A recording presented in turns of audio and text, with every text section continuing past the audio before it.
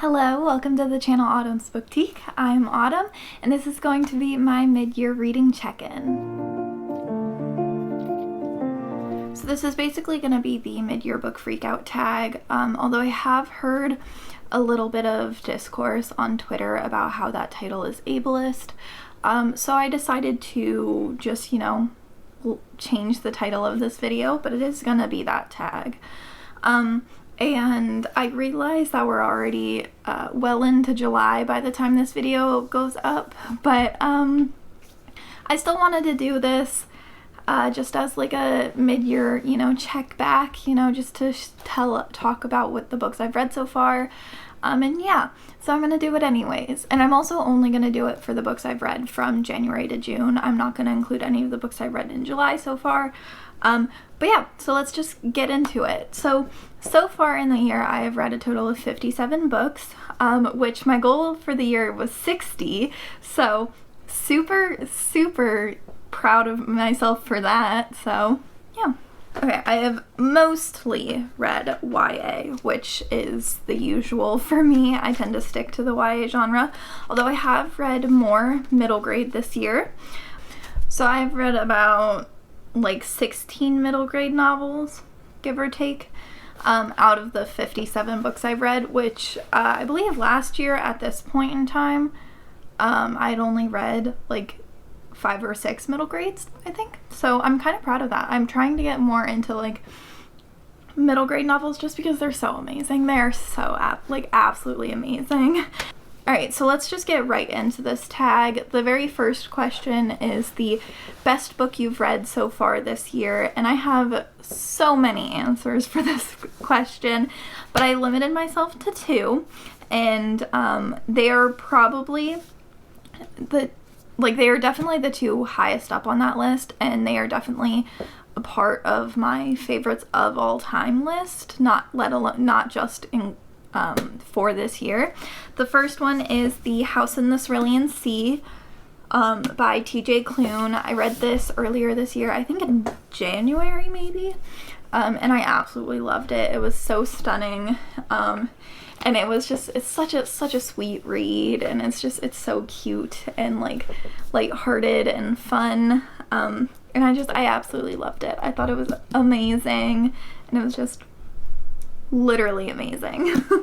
And then the second book I have for this question is The Thousand Splendid Suns by Khaled Hosseini. I read this for the AAPI readathon that I did with Janelle, and I literally loved it so much. It's absolutely stunning. I marked it up so much, and it was such a good read. Like, I don't know how else to form sentences other than it was amazing. That's it. This one is just so thought-provoking and just so emotional, and it was a lot, but it was so fantastic. The second question is the best sequel you've read so far this year, and I actually haven't read too many sequels or any parts of series this year. I've only really read a few, but the few I've read were absolutely phenomenal. So I want to discuss a few of them because I am so indecisive. I can't just pick one, so I'm going to go through and list a couple of them. The first one being Heartstopper Volume 3 by Alice Oseman. This one is specifically my favorite from the series.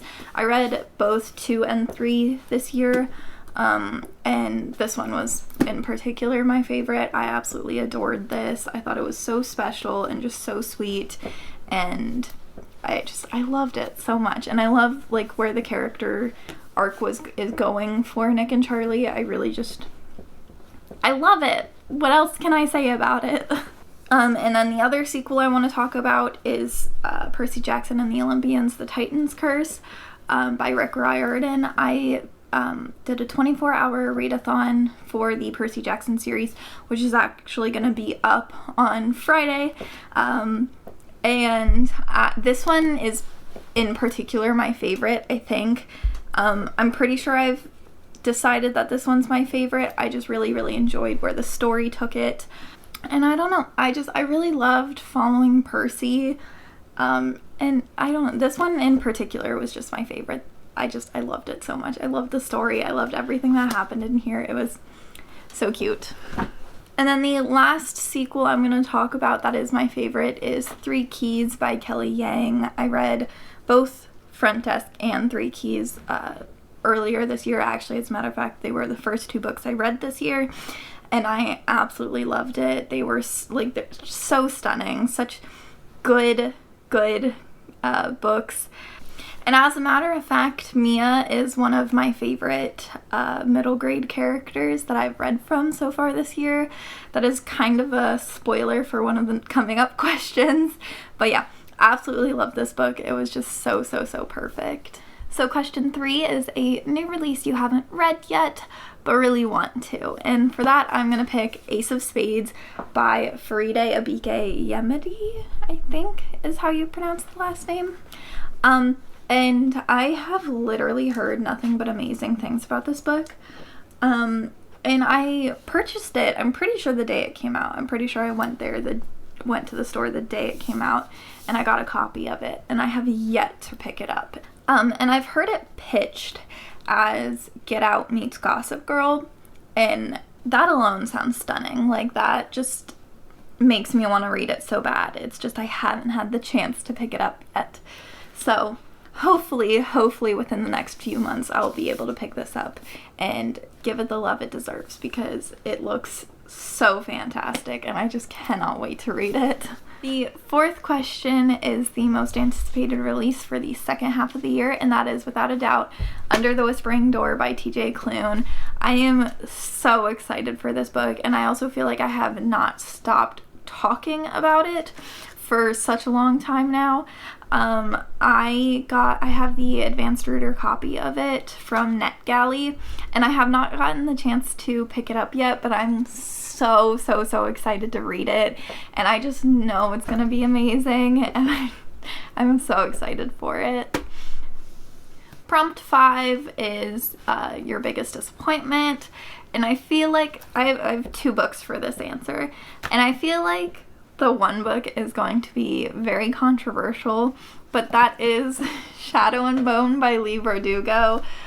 I did not like this book at all, and I had originally put it as 5 stars on my Goodreads just because I felt like I had to. Like, I felt like I had to give this book 5 stars, and then I kind of like reevaluated why I did that, and I was like, no. So I put it down to 3 stars, and I honestly might take it down another star. I'm not really sure, because okay, I feel like I'm being a little hard on it because there were enjoyable moments to it. It's just this book is so beyond hyped up, especially with the release of the TV show, which I have watched, and I enjoyed the TV show. I just, however, did not enjoy the original source material. But okay, so first off, I'm just gonna like list why I was a little disappointed with this is because, well, first of all, it was so beyond hyped, and when I picked it up, it was just kind of average to me, you know, it was just kind of meh. 2, I didn't like any of the characters in this. I didn't like Alina, I didn't like Mal. Actually, I liked Mal after I watched the TV show, but that I was already in the middle of book 2 when I watched the TV show, so that changed my experience for book 2, but even then, I still just like was so... I was disappointed with this book. Like, I feel like, I don't know, I felt like it would have been a lot better. But yeah, I don't know. I still have high hopes for Six of Crows though, because I've heard that's the best duology in this world, and so I have high hopes for that. Also, Nikolai is one of my favorite characters, and I'm pretty sure he centers in Six of Crows. Just kidding. Does he? I can't remember, but he is my favorite character, and he is introduced in book 2, so yeah. But I just didn't love this. Yeah, I know that's kind of controversial, so sorry about that. And then the second disappointment for this year, and honestly, this is completely my fault, but it is The Midnight Library by Matt Haig. I had thought that this was a fantasy book. Well, I guess technically it is. It's more sci-fi than fantasy. but it's still fantasy, if that makes sense. I don't think that was a great way of explaining it, but I thought it was going to be more fantasy-y.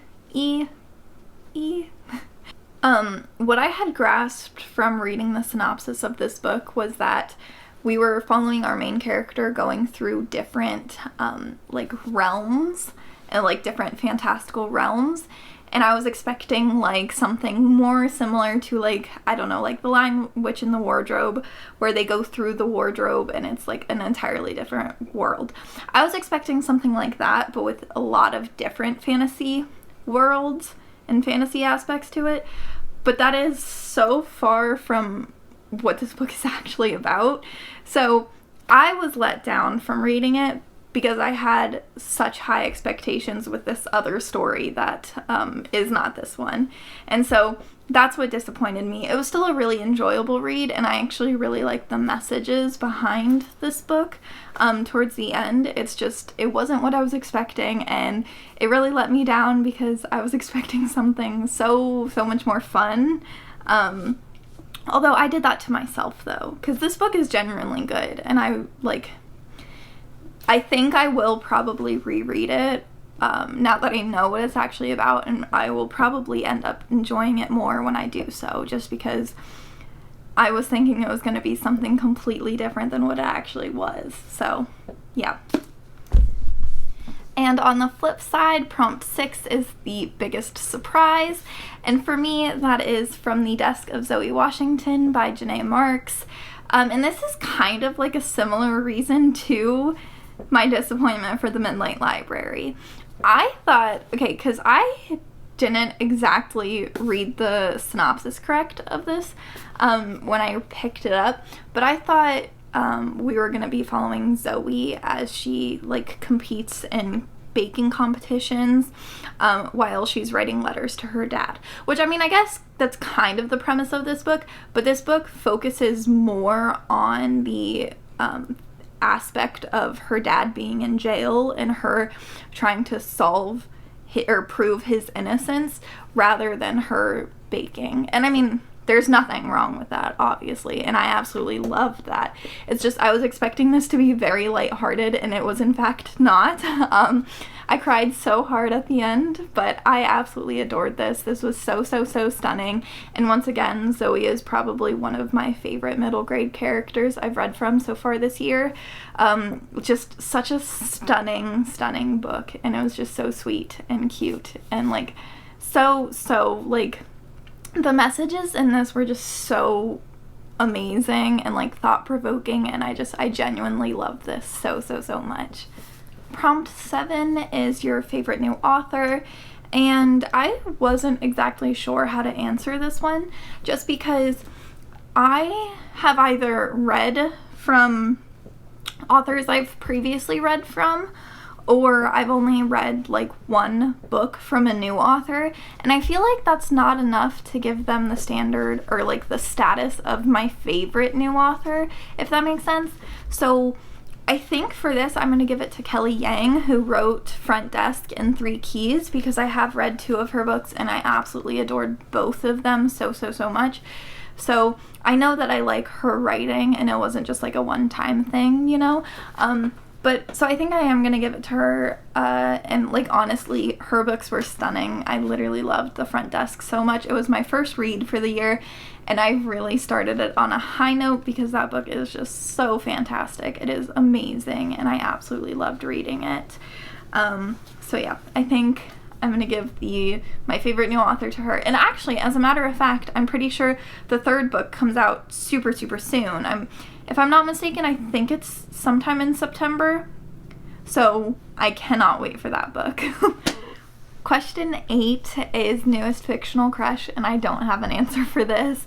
I have primarily read young adult so far this year, and I feel like it would be very weird for me to choose a young adult character as my new fictional crush. Like, I don't know, that just feels weird to me. I also like don't really get crushes on characters in books all that easily. I don't know. So yeah, don't have an answer for that, sorry. And then question 9 is newest favorite character. And like I mentioned earlier, it is definitely either going to be Zoe Washington or Mia from the front desk. I absolutely adored these middle grade characters. They were just so fun to read through and follow along to their story. I genuinely love them. And also, both of them did such amazing things for like their friends and family in the books, in their stories, and I admire that quality so much. I thought they were like absolutely amazing, and they're so selfless and just so sweet, and such sweet characters and good characters, and I like adored that. Number 10 is a book that made you cry. And in all honesty, I feel like it would be a lot easier to go through and list the books that didn't make me cry. I am a very emotional person, and it definitely comes out when reading. I cry so frequently in books, and it is just amazing. So I figured I'd just go through and list several, you know. This is definitely not the full list because I read 57 books, and I probably have cried in half of the books that I've read so far this year, just because I'm very emotional. That's all. That's it. The first book I'm going to talk about though is Darius the Great Is Not Okay by Adib Khorram. This was the most recent book I read that I cried in, and when I tell you I like could not stop crying, like I mean it. This was the book that I cried the most in. I like could not stop crying, and like my sister came into the room and she's like, "Oh, are you reading a book?" I'm like, "Yeah." And then another one I have is On Earth We're Briefly Gorgeous by Ocean Vuong. Such a stunning story. So stunning. Literally had me in tears. Literally, that's like I mentioned earlier, From the Desk of Zoe Washington by Janae Marks. I'm so sorry if you can hear the lawn mowing. The last book of the Percy Jackson series, The Last Olympian. I cried a little bit at the end. Like, it was a sentimental type cry though. I cried so hard reading Stargazing by Jen Wang. It was, this book is so sweet and just so, at the same time though, this book made me extremely happy, so I give it that, the duality of the book. Across the Greengrass Fields by Seanan Mcguire. I definitely teared up in this. I wouldn't say like full-on sobbing, but I just love watching like people find places that they belong in. And for Reagan, she went to this like world where she like loved all the creatures and all the creatures loved her, and like that just made me so happy for her. And like she was treated as like a queen basically, and I love that so much for her, and like especially after everything she went through in her previous life. So I love that. It was so sweet. And then obviously The House in the Cerulean Sea by TJ Cloon. I think I have recently discovered that the more the book makes me cry, the more I'm gonna love it. Because every single one of these books that I've just picked up were all 5-star reads, so if that says anything, it means when I cry in a book, it means I love it. So and then the last book is The 1,000 Splendid Suns by Khaled Hosseini. Once again, bawled my eyes out to this. This was such an amazing book, and it also had me crying at several points in the book. Most of these books were just like a end kind of thing, like when it came to the end and like that like very sweet satisfying resolution, it kind of was like a tearjerker for me. This, so many parts throughout, I just could not stop crying. So love that so much. And then 11 is a book that made you happy, and believe it or not, probably that entire list belongs on this list as well, but also I just wanted to like add a few different ones, you know, just to mix it up a little bit. But the first one I'm going to talk about is Bridge of Souls by Victoria Schwab. I this is the third book, and I believe the final book in this series. I could be wrong, but I'm pretty sure it's only going to be a trilogy. But I absolutely loved following Cassidy Blake through her adventures. She was just so stunning, and I loved her friendships. And okay, this wasn't my favorite in the series, but I still really, really just loved following her through the storyline, and I loved just like watching her like evolve, you know, with her friends, and it was so sweet, and it made me really, really happy. And I also think because I was in a really good mood when I was reading this, that also helped. And then I think I had finished this in a tent, because I vlogged me filming this, and I think I had made a little like fort for myself when I was finishing this book, and it was so fun, and just I loved it, and I felt like a kid, and it was just a very happy experience for me.